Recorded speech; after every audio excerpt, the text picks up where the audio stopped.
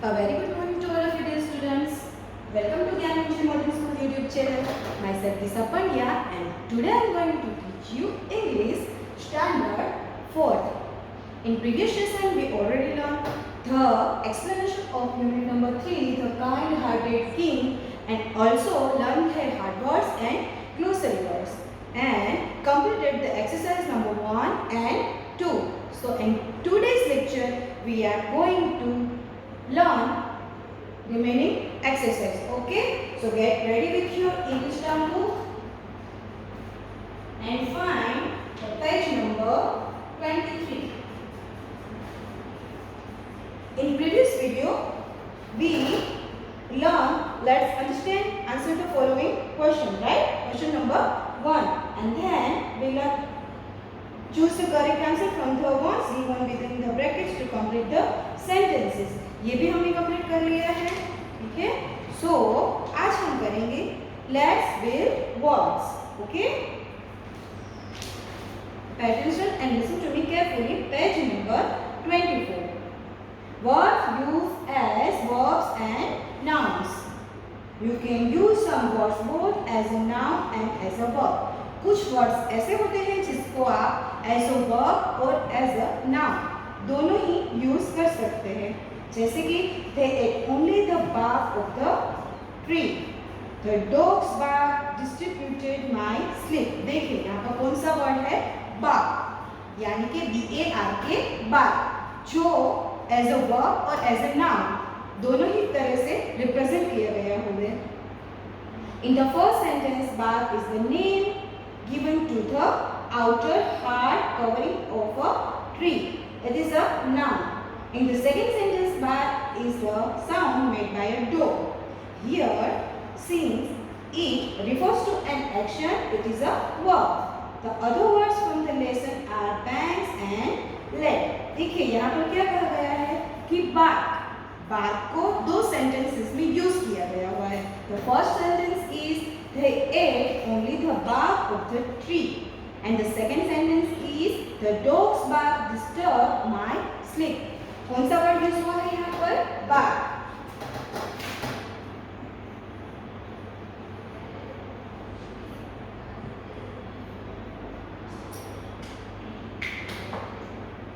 As a verb and as a noun. So the first meaning of bark is, and the second meaning of bark is. First meaning of bark is जो dogs, right? जो dogs का जो भौंकना, जो वो भाव करते हैं उसे क्या कहते हैं इंग्लिश में? barking, right? उसे क्या कहते हैं? bark. तो ये जो bark है in the meaning of dog is verb. वो क्या है? verb, यानी कि कोई क्रिया है, भौंकना. barking वो क्या है? एक क्रिया. And the second sentence,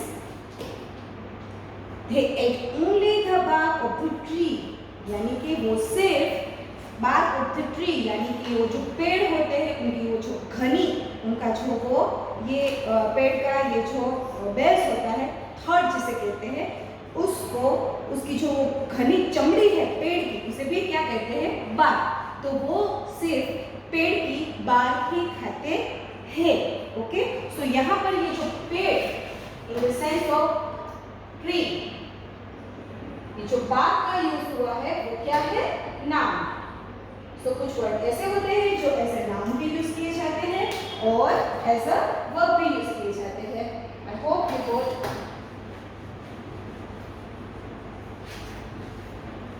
तो यहाँ पर हमें क्या समझाया गया है? The other words from the lessons are banks and let. दो वर्ड्स यहाँ पर आए थे लेसन में, हमारे lesson the kind-hearted king. Banks and let. Okay, so यहाँ पर ये जो let है उसका वर्ब क्या बनेगा? लेट, यानी कि देरी करना, लेट होना. अगर हमें किसी काम में या फिर कहीं पर पहुंचने में अगर थोड़ा सा लेट हो जाए तो हम उसे कहते हैं लेट, जो वर्ब है. और दूसरा जो लेट है वो यहाँ पर किस सेंस में यूज हुआ है इस लेसन में? वो जो ओल्ड वुमन थी, राइट, वो जो ओल्ड वुमन थी जिसकी स्टोरी में हर्ट थी, उसके लेट हस्बैंड, राइट, उसके लेट हस्बैंड। तो यहाँ पर क्या हुआ, मरे हुए। सो ये क्या हुआ, नाउन। मरे हुए हस्बैंड के फॉर्म में यहाँ पर लेट हस्बैंड यानी कि हर डेड हस्बैंड। तो यहाँ पर ये जो लेट का यूज हुआ वो क्या है, noun. Okay, so other word is banks. तो बैंक्स का वन मीनिंग होता है नदी का किनारा, बैंक्स ऑफ द रिवर। ये जो किंग है वो अपना पैलेस कहाँ पर बनाना चाहते थे, on the banks of the river. So ये क्या हुआ, ये एक नाउन हुआ। ओके, ये क्या हुआ, एक नाउन हुआ। तो ये जो बैंक्स का वर्ब है ये आपको ढूंढना है। क्या करना है, ढूंढना है। बैंक्स का वर्ब आपको ढूंढना है और फिर मुझे बताना है कब कहाँ, वो मैं आपको लास्ट में बोलूंगी, ठीक है। The other words from the lesson are banks and lake. Okay, ये हमने देख लिया। Then some other words commonly used are given below. Find out the different meanings for this word. Say whether they are noun or verb. Okay, तो कुछ दो तीन शब्द यहाँ पर और दिए गए हैं, दो तीन वर्ड्स जिनके दोनों अर्थ होते हैं, उनका मीनिंग आपको बताना है as a verb and as a noun. Okay, so मैं यहाँ पर लिख रही हूँ दो तीन वर्ड। ए क्या है, क्लॉ। बी क्या है, हैंड। एंड सी क्या है, आई। सो हैंड, आई, इन क्लॉ के नाउन, उनके मीनिंग आपको पता है। एज अ नाउन ये क्या है, हैंड यानी कि हाथ, आई यानी कि हमारी आईज, आंख, एंड क्लो यानी कि हमारा पंजा, राइट। लेकिन एज अ वर्ब ये तीनों वर्ड्स के मीनिंग क्या निकलते हैं, ये एक पहेली है। देखिए वो क्या है, हैंड यानी कि हम इसको एज अ अगर वर्ब यूज करेंगे तो क्या होगा, क्या होगा, hand something to someone. Hand something to someone यानी कि किसी को कुछ देना, राइट, किसी को कुछ देना।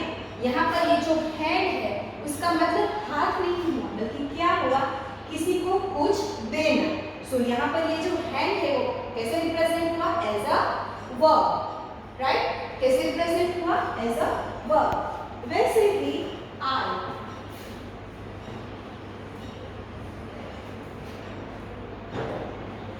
ये जो आई है इसका एक मीनिंग तो आंख, राइट, ये उसका क्या हुआ, नाउन। सो हियर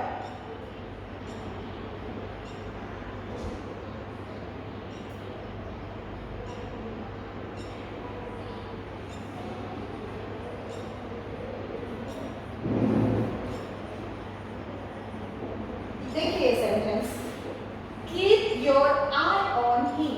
यहाँ पर आई का मतलब आंख नहीं होता है, आई का मतलब आंख नहीं होता है। Keep your eye on him यानी कि उस पर अपनी नजर रखो। नजर रखना ये क्या हुआ, ये हुआ वर्ब। नजर रखना ये क्या हुआ, verb. Keep your eye on him, तो यहाँ पर आई का मतलब क्या है, to look at someone or something carefully, right? यहाँ पर आई का मतलब क्या हुआ, keep your eye on him यानी कि उस पर नजर रखो। To look at someone or something carefully, किसी के ऊपर एकदम ध्यान से नजर रखना, उसका मतलब हुआ आई, जो यहाँ पर एज अ वर्ब हुआ, एज अ वर्ब यूज हुआ। वैसे ही ये एक वर्ड है क्लो यानी कि पंजा, राइट। तो एक तो उसका नाउन तो हो गया पंजा, लेकिन इसका अगर एज अ वर्ब हम यूज करें तो क्या इसका वर्ब बनेगा, ये आपको एक सेंटेंस और एक मीनिंग के साथ में फाइंड करना है। ये आपका होमवर्क। देखिए दो वर्ड्स मैंने आपको दिए, एक दिया फ्रेंड्स एंड दूसरा दिया क्लो, राइट। तो ये दोनों ही वर्ड्स के meaning as a noun and as a verb आपको फाइंड करना है और फिर कब मुझे बताना है as a homework.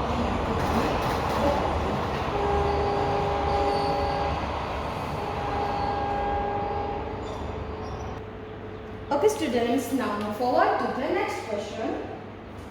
Opposites. Page number 24. Opposites. Fill in the blanks with the words opposite in meaning to the underlined words. यहाँ पर कुछ sentences दिए गए हैं. उन sentences में जो एक word है वो underline किया गया हुआ है और लास्ट में उसकी एक blank रखी गई हुई है.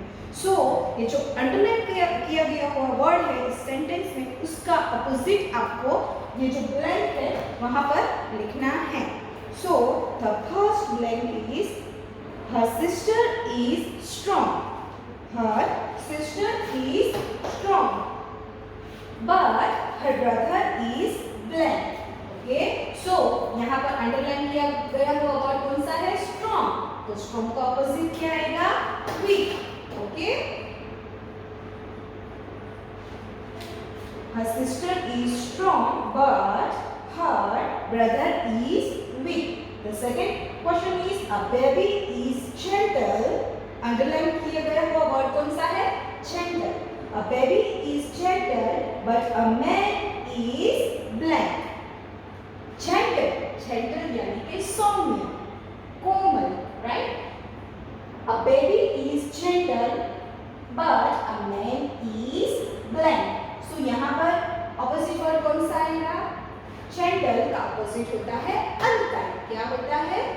Unkind या फिर harsh. So हम यहाँ पर blank लिखेंगे unkind. The next question is the boy's life is in danger. The boy's life in danger, but his friends are blank. तो danger का opposite क्या होगा? Safe. Danger का opposite क्या होगा? Safe. So the answer is safe. The fourth question is the stars appeared in a second blank.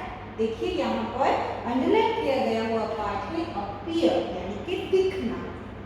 The stars appeared and in a second blank. So यहाँ पर appear का opposite क्या आएगा?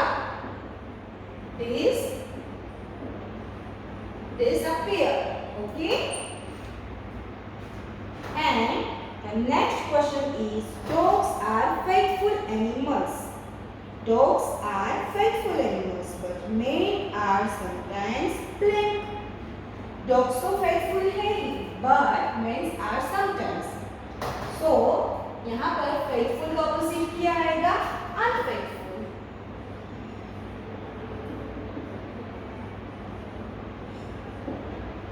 Okay, write down with your term book, with pencil.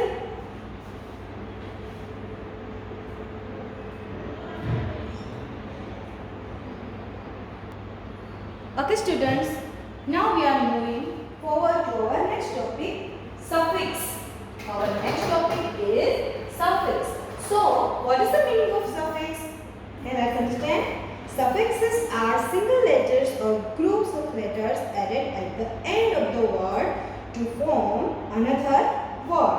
When we add suffixes to words, the words change spelling. Suffixes also change a word from one part of speech to another. Suffix वो words है जो किसी एक proper noun के अंदर हम अगर इसे ऐड करें तो उसका पूरा मतलब ही चेंज हो जाता है. ठीक है? कैसे? देखिए यहाँ पर a teacher teaches in a school. For example, a teacher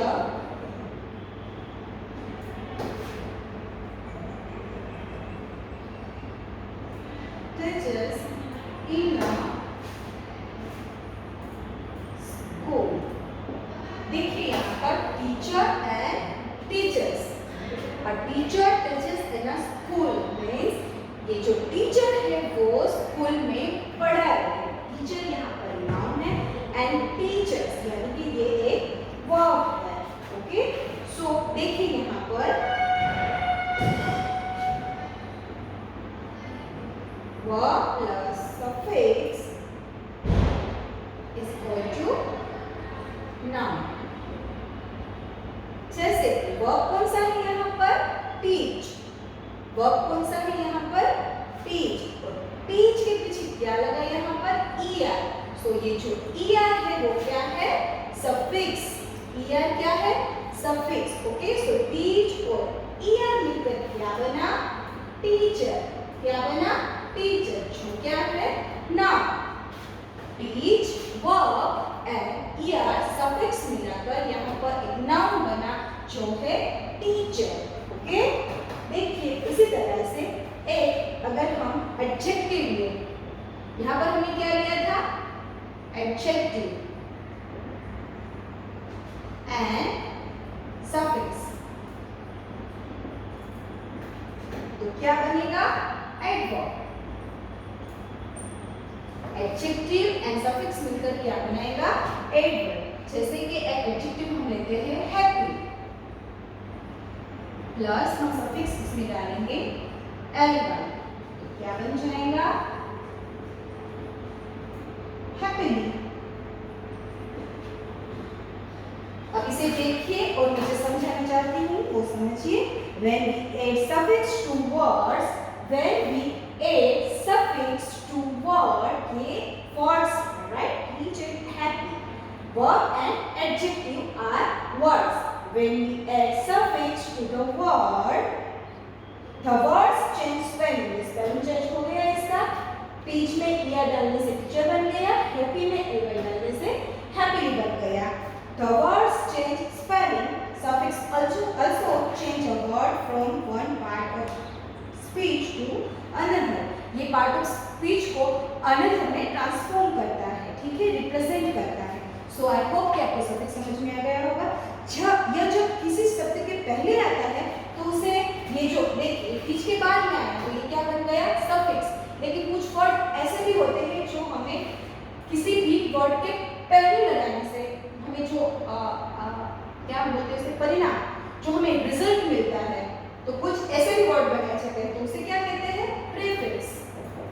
and this is suffix. Okay, यहाँ पर हमें सिर्फ सफिक्स के बारे में ही पढ़ना है। Just for your kind information मैंने बता दिया कि प्रीफिक्स क्या है, ठीक है। इसमें जो मूल शब्द है वो जो का क्यों रहता है?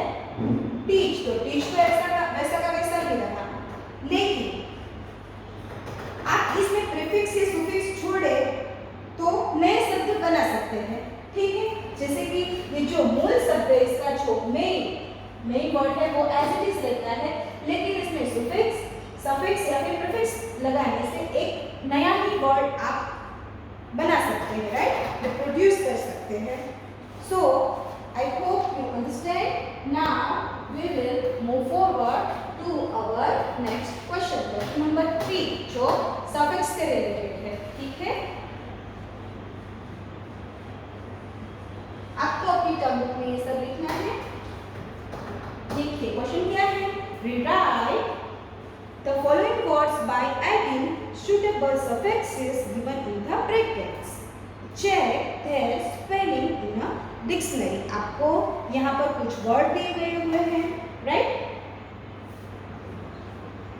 Favour, said, beauty, associate, hand, merry, ready, watch, pen and sweet. और उसकी साइड में ब्रैकेट के अंदर आपको कुछ सफिक्स दिए गए हुए हैं। सफिक्स लाइक एबॉल, एलवाई, जो वर्ड है उसमें ये सफिक्स आपको ऐड करना है, ठीक है। ये वर्ड है, ये सफिक्स है। सो ये सफिक्स मिलाकर आपको जो न्यू वर्ड मिलता है ये आपको देखना है, और फिर डिक्शनरी में से आपके पास डिक्शनरी होगी, और नहीं भी है तो भी आप इंटरनेट में से, आप सबके पास मोबाइल तो है ही, सो आप उसको चेक कर सकते हैं कि आपका जो ये स्पेलिंग बना, नया सफिक्स मिलाकर ये जो स्पेलिंग नया बना वो मीनिंगफुल है, उसका कोई अस्तित्व है। अगर होगा तो वो आपको दिखाई देगा, ठीक है। तो मैं यहाँ पर सिर्फ आंसर लिखती हूँ, आप ही लिखिए मेरे साथ। ए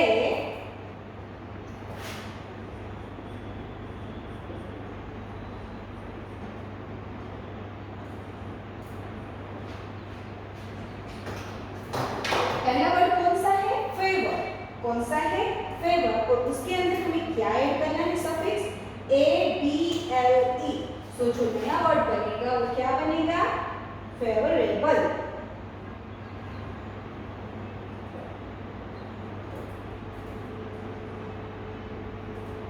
जो वर्ड है उसके अंदर आपको जो ये सफिक्स है, राइट, सिर्फ उसे ही ऐड करना है।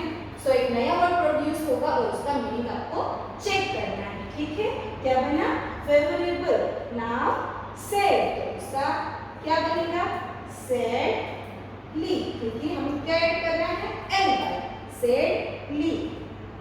ब्यूटी, तो हमें एफ यू एल ऐड करना है, सो क्या बनेगा?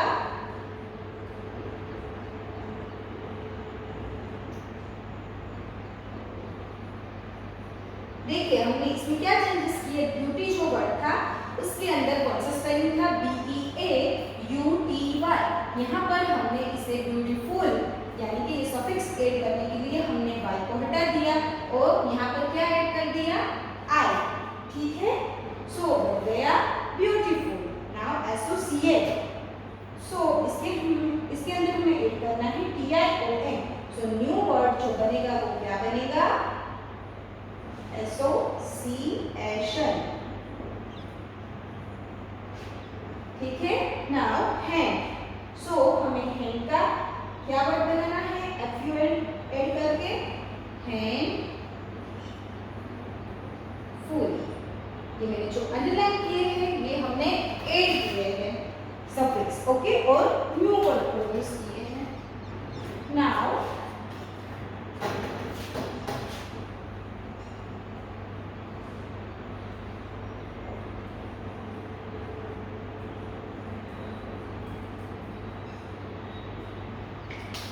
अब हम F से J तक देखेंगे वर्ड्स। मेरी, सो हमें मेरी के अंदर क्या ऐड करना है? Y, LY। So new word बनेगा मेरी ली। यहाँ पर हमने मेरी में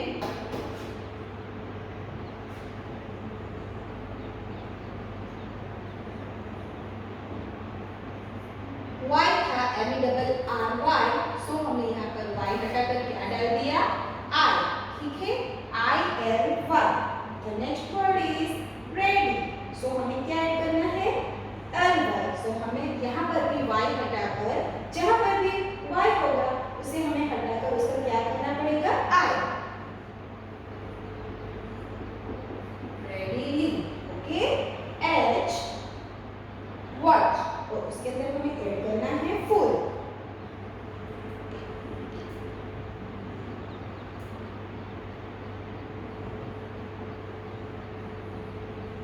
So here is our new word, watchful। Pen, उसके अंदर भी हमें क्या ऐड करना है? FUL, ful. So our new word is painful। Sweet, इसके अंदर हमें ऐड करना है NESS, so the new word is sweetness। Write down in your notebook।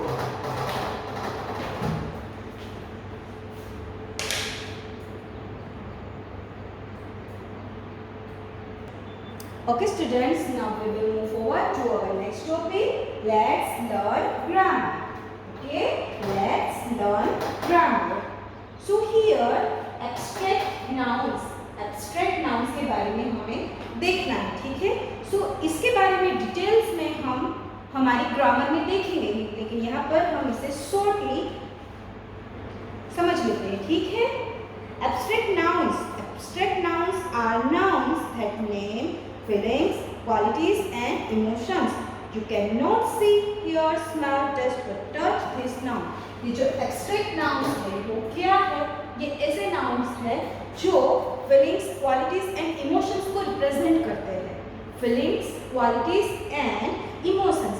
देखिए इमोशंस यानी कि हमारे जो मनोभाव होते हैं, भावनाएं होती हैं, उसे क्या कहते हैं? इमोशंस। क्वालिटीज, हमारे अंदर जो क्वालिटीज यानी कि जो गुण होते हैं अच्छे या बुरे, वो अगर मैं कहूँ कि मैं उदास हूँ तो क्या आप मेरी उदासी देख सकते हैं? नहीं, आप उसे सिर्फ फील कर सकते हैं। अगर मैं आपको फील करवाऊँ तो, राइट? सो ये जो वर्ड्स है एब्स्ट्रैक्ट नाउन्स के, उसे हम देख नहीं सकते, छू नहीं सकते। जैसे कि ये बोर्ड है तो ये भी एक नाउन है, ये एक मटेरियल नाउन है, तो इसे हम छू सकते हैं, देख सकते हैं, राइट। यहाँ पर ये जो एब्स्ट्रैक्ट नाउन है उसे हम देख नहीं सकते, सुन नहीं सकते। उदासी क्या आप देख सकते हैं? आप मेरी सिडनेस को सुन सकते हैं? नहीं। स्मेल कर सकते हैं? नहीं। टेस्ट कर सकते हैं? नो। टच कर सकते हैं? नो। सो ये जो एब्स्ट्रैक्ट नाउन है उसे हम देख नहीं सकते, छू नहीं सकते, स्मेल नहीं कर सकते, टेस्ट नहीं कर सकते, क्योंकि वो क्या है? फीलिंग्स, इमोशंस एंड क्वालिटीज है, right. So here we are going to teach about some abstract nouns. Okay, example: when Venu jumped into the river to rescue a drowning puppy, his bravery amazed the crowd. जब वेनु ने पानी में jump किया, जब वेनु ने पानी में jump किया, किसके लिए? एक डूबते हुए पप्पी, यानी कि छोटे जो कुत्तों के बच्चे होते हैं उन्हें क्या कहते हैं? पप्पी। एक छोटे से पप्पी को बचाने के लिए जब वेनु ने पानी में जंप किया, तब क्राउड यानी कि जो पीपल्स थे इकट्ठे हुए, उन लोगों ने वेनु की ब्रेवरी को अमेज किया, राइट। सो यहाँ पर ब्रेवरी वो कौन सा वर्ड है? एब्स्ट्रैक्ट नाउन का वर्ड है, जिसे हम देख के छू नहीं सकते, सिर्फ फील कर सकते हैं, ठीक है। Bravery one of the noun is this in this sentence is an example of an abstract noun. You cannot see bravery itself. आप bravery को अपनी आंखों से देख नहीं सकते, सिर्फ फील कर सकते, but you can see a brave boy. आप bravery को देख नहीं सकते, लेकिन ये जो वेनु है जिसने पानी में जंप करके एक पप्पी को बाहर निकालकर बचाया, so आप brave हो, Venu is a brave boy. So आप ब्रेव बॉय को देख सकते हैं, लेकिन ब्रेवरी उसकी जो क्वालिटी है उसे देख नहीं सकते, right. So here bravery is our abstract noun, ठीक है। Other examples are my ambition is to become a doctor. यहाँ पर ये जो एम्बिशन है, एम्बिशन यानी कि मेरा लक्ष्य क्या है? डॉक्टर बनने का है। सो हियर लक्ष्य ये क्या हुआ? ये हुआ एक क्वालिटी, किसी इंसान के अंदर कोई क्वालिटी है कुछ कर दिखाने की। So here ambition is a quality जो हमें दिख नहीं सकती, राइट, सिर्फ हम उसे महसूस कर सकते हैं। My ambition is to become a doctor. Okay, other examples are Vandana's kindness touched the old man's heart. Vandana लड़की है, उसकी काइंडनेस, ये क्या हुई? एक फीलिंग, काइंडनेस। उसने क्या किया? जो ओल्ड मैन था उसका दिल जीत लिया। So here kindness is a abstract noun. The joy was overwhelming, the joy was overwhelming, यानी कि वो एकदम ऊपर था, एकदम क्या कहते हैं? ओवरवेलमिंग मीन्स सबसे ऊपर, ठीक है। एक्सट्रीमली ग्रेट और स्ट्रॉन्ग, जो एक्सट्रीमली ग्रेट है उसका जो जॉय था वो एक्सट्रीमली हाई लेवल पर था। So the joy was overwhelming. So यहाँ पर ये जो जॉय है वो क्या है? एक इमोशन है, एक भावना है। सो वो क्या हुई? Abstract noun. Now see question number 1, underline the abstract nouns in the following sentence. यहाँ पर ऐसे ई तक सम सेंटेंसेस दिए गए हुए हैं। सो उसके अंदर आपको जो एब्स्ट्रैक्ट नाउन का जो वर्ड है उसे फाइंड करके उसे अंडरलाइन करना है, ठीक है। हिज जॉय नो बाउंड्स, इसका जो जॉय है इट हैज नो बाउंड्स। तो हमने आगे के सेंटेंस में ही देख लिया था, Joy was a abstract noun.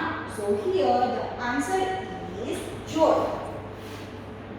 Here the answer is joy. Okay, so जहाँ पर joy है वहाँ पर आप अंडरलाइन कीजिए। Question number 1. Where is your failure gave me a shock, right? So यहाँ पर ये जो shock है यानी कि एकदम आश्चर्यचकित कर देना, एकदम सरप्राइज कर देना। Your failure gave me a shock. So यहाँ पर ये जो shock वर्ड है वो क्या है? Abstract noun. See, I feel intense hunger. लगती है, हमें फील होती है, लेकिन हम उसे देख या टेस्ट नहीं कर सकते, ठीक है। So here hunger is a abstract noun, okay. So hunger के नीचे अंडरलाइन कीजिए, she has no satisfaction in her life. Satisfaction, ये क्या है? सैटिस्फैक्शन एक फीलिंग है and it is abstract noun. E, patience is a virtue. Patience यानी कि धैर्यता, ये भी क्या हुआ? एक abstract noun. So ये जो पांचों वर्ड्स है उसे आप सेंटेंस में अंडरलाइन कर दीजिए and note down in your term.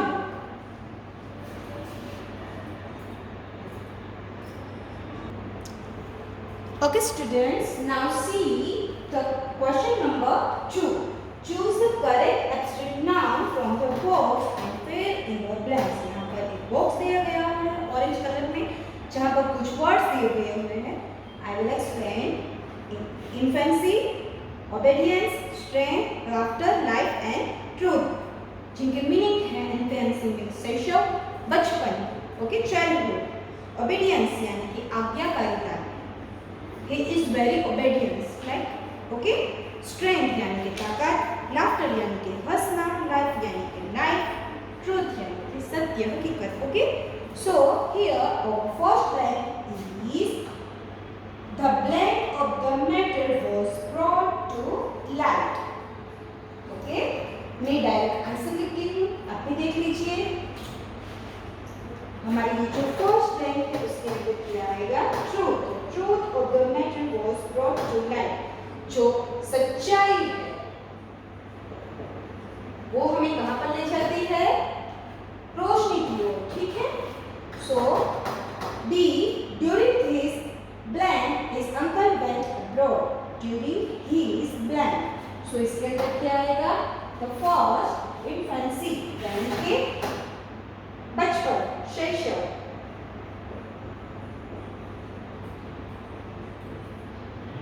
Infant बोलते हैं ना छोटे बच्चों को, एकदम जो छोटे छोटे होते हैं उनको क्या बोलते हैं? Infant. So during his infancy his uncle went abroad. See, blank is not be appreciated. क्या blank is not be appreciated. अंदर क्या appreciated नहीं होता? obedience, right. कुछ देखे समझे बगैर अगर हम किसी ऑर्डर्स को फॉलो ही किए जाए अपना उनकी मानते ही जाए तो वो कुछ अप्रिशिएटेड यानी कि प्रशंसा के लायक नहीं होता.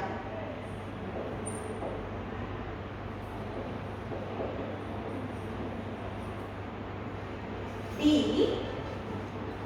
the blame of the army lies in the hands of the soldier. So यहाँ पर क्या आएगा? Strength.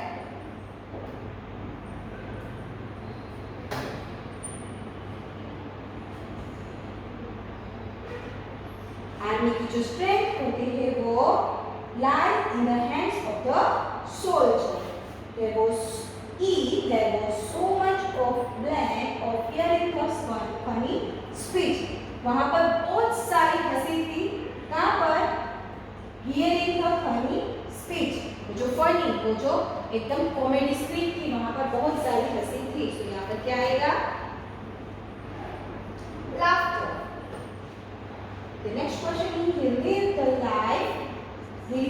blank of a king. वो कैसी जिंदगी जीता था? As a like a king. So यहाँ पर क्या आएगा? Life. Life is also abstract noun. Write it down in your workbook.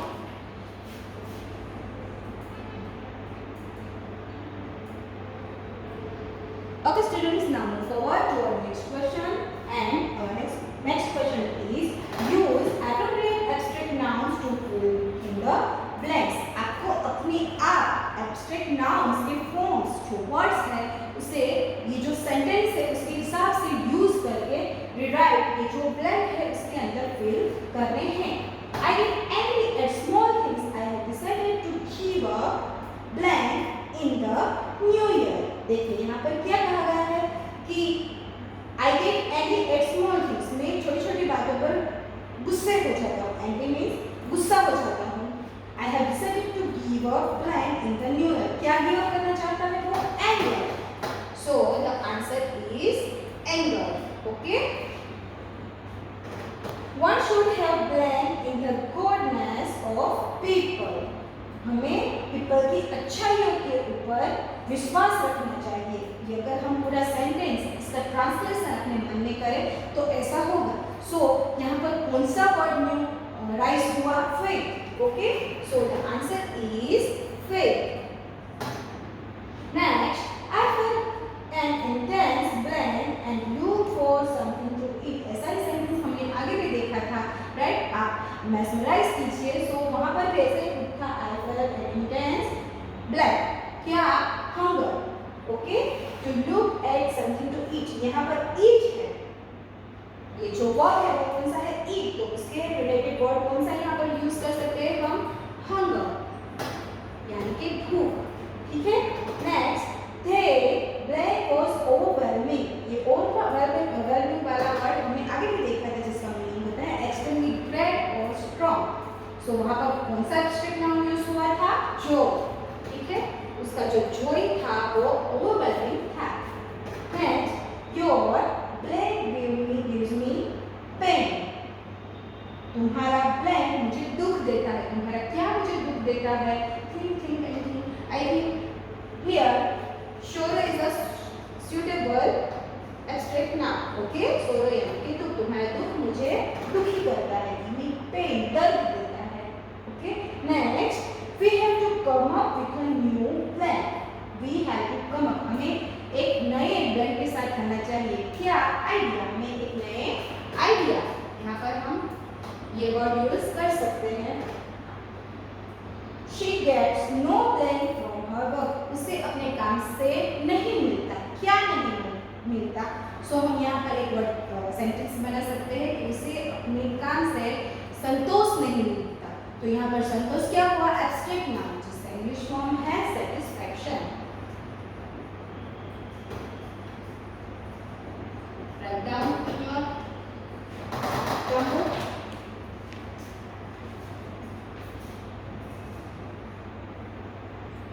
So students, we have ended this lesson here. Our exercises is complete. So today's homework is write question 4 in your term book. Okay? ये जो remaining question 4 है वो आपको अपने आप से term book में लिखना है. क्या करना है उसमें? ये जो words दिए गए हैं उसके अंदर proper suffix ऐड करके न्यू वर्ड बनाना है एब्स्ट्रैक्ट नाउन का, और वो आपको ब्लैंक में लिखना है. ठीक है, ये क्वेश्चन नंबर 4 आपका होमवर्क है. एंड प्रीवियस मैंने आपको दो वर्ड्स दिए थे, पैंट्स एंड क्लोथ, राइट? तो ये जो दोनों वर्ड है उनके नाउन, और ये दोनों word as a noun and as a verb दोनों ही यूज होते हैं. ये मैंने आपको समझा दिया था. सो इन दोनों ही वर्ड्स के वर्ब आपको ढूंढने हैं. ठीक है. सो today our session is ended here.